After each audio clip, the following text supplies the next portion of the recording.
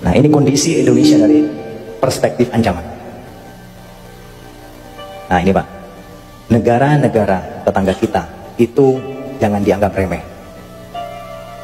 Mereka punya backing semua. Indonesia dari dulu kita menamakan diri sebagai negara non-blok, tidak memihak kanan kiri. Jadi kita kalau diserang oleh negara lain, kalau kita gak kuat, tinggal nama.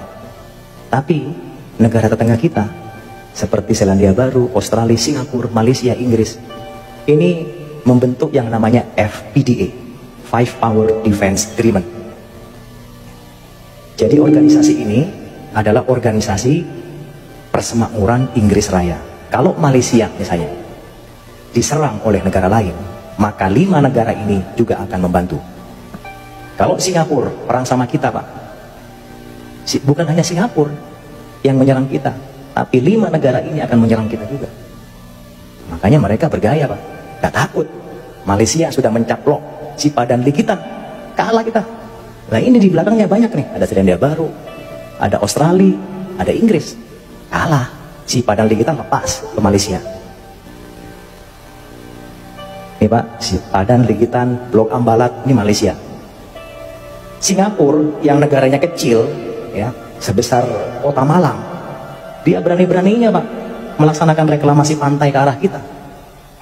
Berani-beraninya dia tidak setuju menolak nama KRI Usman Harun. Apa hubungannya? Kok berani negara kecil? Ya berani karena ini Pak di belakangnya. Indonesia takut. Tapi kemarin Indonesia sempat tegas, oh nggak peduli. Bagi saya Usman Harun itu adalah pahlawan. Bagi Anda mungkin ya silakan. Pemberontak kami gak ada urusan.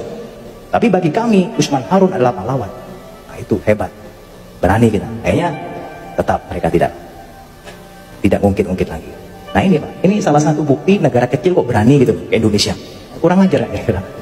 Ngelambak dia. Lawan Malang aja emang gak berani. Lawan Indonesia kurang ajar. Australia menyadap pejabat tinggi kita, disadap. SBY, bayangkan. Ini negara tetangga kita, jangan dianggap remeh, ini bisa berbahaya pada kita. Ini skenario Pak. Bayangkan, ini sudah mulai disetting, diskenariokan. Tiongkok nanti akan mendapat bagian Kalimantan. FPDA, Australia semua tadi itu, Inggris, Malaysia, Pulau Sumatera, dan NTT. Pulau apa ini Pak? Sulawesi itu nanti ISIS Pak. Kemudian ini yang paling kaya raya ini punyanya Amerika Pak. Ini bayangkan Pak, kita sudah dibagi-bagi seperti itu. Makanya Panglima TNI Pak paling getol sekali beliau menyampaikan masalah wawasan kebangsaan. Kalau negara kita, masyarakat kita tidak kuat Pak, seperti sekarang ini mudah dihasut, diprovokasi, diadu domba, mereka akan mudah sekali Pak membagi-bagi kekayaan bangsa kita ini. Nah ini sudah ada desain dari luar yang jelas biar Bapak semua mengetahui. Ini mungkin orang nggak percaya, ya silakan nggak percaya nggak apa-apa. Tapi ini sudah melalui berbagai data, fakta, informasi yang akurat. Gak usah jauh-jauh Pak, Timur-Timur aja lepas. Apalagi yang sangat kaya, banyak orang melirik Pak.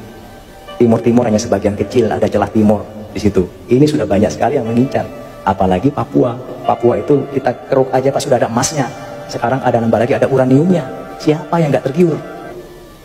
Emasnya gak habis-habis Pak, Freeport itu. Semua emas yang mensuplai Amerika, yang mensuplai Eropa, itu kebanyakan dari Freeport. Ini Amerika nih, oke janjian dia. Oke Tiongkok ini kita bagi-bagi. Biar kita gak tukaran, saya Papua lah. Anda ya udahlah Kalimantan aja, lumayan tuh banyak ininya. Banyak ladangnya, banyak kebunnya. Kemudian FPDA, ya wis. Jawa nih belum nih. Nah, Jawa karena masih kuat orangnya. Jawa masih belum berani dia, tapi sudah ada Pak. Mungkin Jawa nanti jadi negara sendiri, mungkin. Mereka diambil oleh Amerika.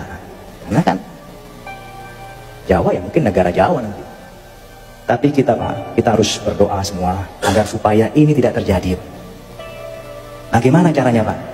Kalau gak kita antisipasi, kita tinggal nunggu bom waktu aja Pak. Ya. Di end habis sudah tinggal nama seperti Sriwijaya dan Majapahit. Saya tanya Pak di sini, apakah Bapak menjamin 10-20 tahun ke depan Indonesia masih utuh? Menjamin nggak? Nggak ada yang menjamin Pak. Apakah NKRI masih utuh? Nggak ada yang menjamin. Uang Timur lepas, udah bukan NKRI lagi, itu kurang satu udah. Nanti lepas semua tinggal negara Jawa. Ya udah, kita aja di sinilah. Ya kan? Ini Pak, kalau gak diantisipasi dengan baik, bisa terjadi Pak. Tidak ada yang tidak mungkin. Seperti dulu waktu masyarakat zaman Sriwijaya maupun zamannya Majapahit, oh gak mungkin Majapahit lepas hancur, kita kuat loh. Negara asing gak mungkin berani ke sini. Kita punya pasukan, bala tentara yang sangat hebat. Gak ada yang menyangka. Tapi negara asing lebih pintar Pak, diadu domba, diprovokasi, hancur dengan sendirinya. Sama, kita sekarang dalam proses seperti itu Pak. Kita diadu domba, kita dihasut, kita diprovokasi, di media sosial dibikin informasi yang ngarang-ngarang. Akhirnya kita terhasut, kita marah, berantem, mereka senang Pak. TNI Polri berantem, wah senang mereka. TNI-nya udah mulai sama polisi sudah berantem nih, wah senang. Wah, umat Islamnya ini sudah mulai berantem nih, wah bagus, senang. Oleh karena itu, Bung Karno pernah mengatakan Pak, perjuanganku lebih mudah karena mengusir penjajah, tapi perjuanganmu akan lebih sulit karena melawan bangsamu sendiri. Berbicara masalah PKI, saya sudah menyampaikan tadi, itu semua ada invisible hands, ada desain dari luar. Cuman yang saya sampaikan tadi adalah dampaknya, Pak. Artinya Indonesia ini ke depan itu akan dibagi-bagi Pak oleh negara yang punya kepentingan. PKI itu salah satu dari proxy war mereka, ya Pak ya.